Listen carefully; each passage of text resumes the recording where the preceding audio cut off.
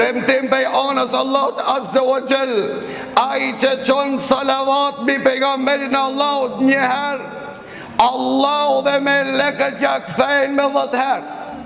Ai që lutet për pejgamberin e Allahut një herë, Allahu e lavdron, e madhëron, e ngrit këtë njeri 10 herë në mesin e melekëve. Dhe melekët lutën për ata 10 herë, me një transmetim kanë ardhen që melekët lutën për ti 70 herë. Nëse kupton këtë hadith të pejgamberit Allahut, do ta kuptojsh dhe do bin tjetër që na transmeton Ubej ibn Ka'bi, i cili tha pejgamberit Allahut, tha ja Rasulullah, tha unë kam zakon të lutem. Me transmetim tha unë kisha zakon që të baj dua, të lutem Allahut Azza wa Jall në pjesën e natës. Dhe Ibn Qayyim kur flet këtë tematik, thot Ibn Taymija është më mirë që e ka komentu këtë hadith të pejgamberit Allahut. Mirë po fillimisht ndëgjone se çfarë tha Ubej ibn Ka'bit pejgamberit Allahut.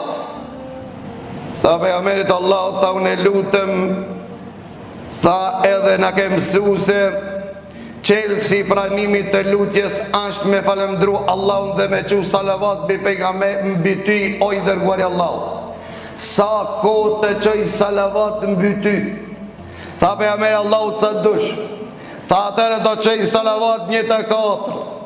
Pra nëse ka përcaktuar 1 orë bu lut, 15 minuta qon salavat e pastaj lutet Allahut. Ka të pejgamberi Allahut kur e pa njënin që i ngriti dur dhe apo thua që ka qenë namaz dhe i lutë Allahut pa e falemndru Allahun dhe pa që shuhu salavat bi pejgamberin e Allahut, pejgamberi Allahut tha beshifni ket a kanë zitu, a ngutën ki njeri, dhe ka thonë pejgamberi Allahut çdo dua që nuk ka salavat me ta te Allahu Azza wa Jall nuk pranohet. Dhe tregon, transmeton Said ibn Musaib nga Omer ibn Khattab, i cili ka thonë duaja dhe lutja që ngritet pa salavat qëndron në qiell duk ngritet tek Allahu deri ti qohet salavat bi pejgamberin e Allahut. Dhe ka thonë dietar, ajo lutje që fillon me salavat mbi pejgamberin e Allahut dhe mbaron me salavat pranohet e Allahu. A dini përse?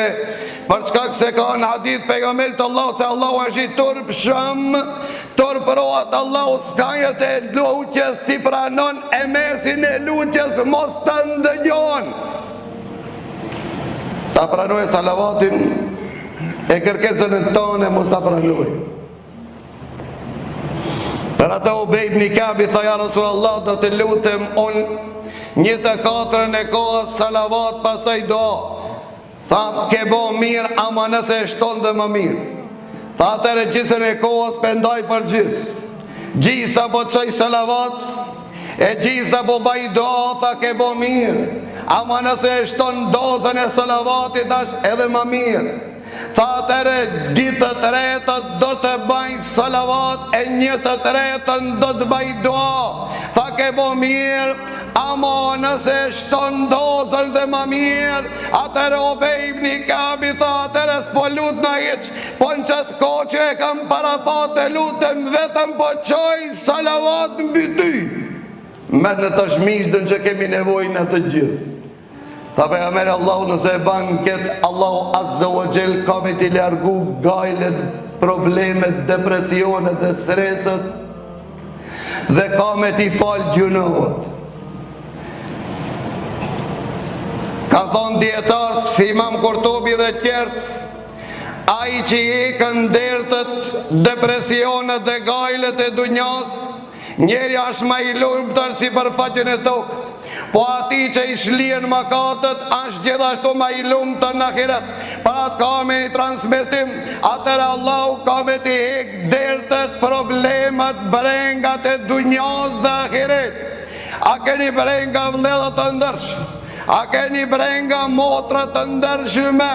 Qani salavat bi pejgamberin Allahut, premtim i pejgamberit Allahut, i inspiruar pej anës Allahut, se salavati aqë me njanon brengat.